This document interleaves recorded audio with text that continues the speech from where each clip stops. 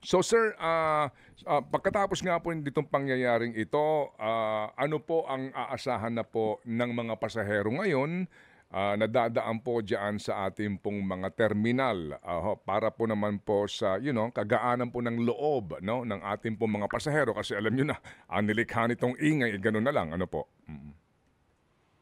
Opo, kunin ko na rin po itong pagkakataon na ito na humingi ng dispensa muli kay Ma'am Ruth at saka kay Adele doon sa nangyari. In behalf po ng buong OTS.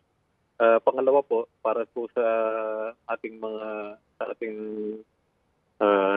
kababayan at ang ibang mga pasahero na mag-a-avail po ng ating serbisyo sa ating mga airports nationwide.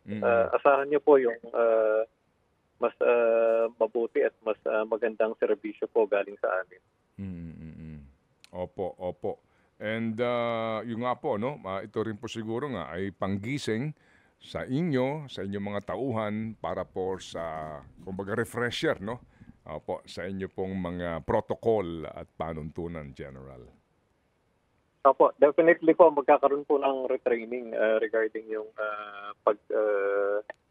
pagbigay po ng customer service. Magkakaroon po ng sensitivity training. Opo, opo. Kasi po yung nangyari po na yun na nakita po nila na nag-smirk o humingisi yung mga personnel.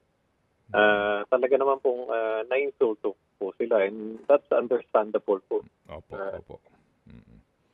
Opo, yes sir, yes sir. Opo. Sir, bawal ba ho talaga magdala ng basyo ng bala? Opo, yun po, talaga pong as much as weekend. Especially po sa mga international flights. Kasi po, pag hindi naman po natin na-detect po dito at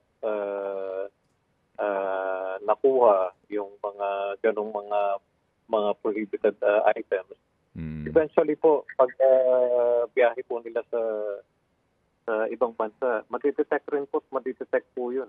And I am sure po na mas mahigpit po yung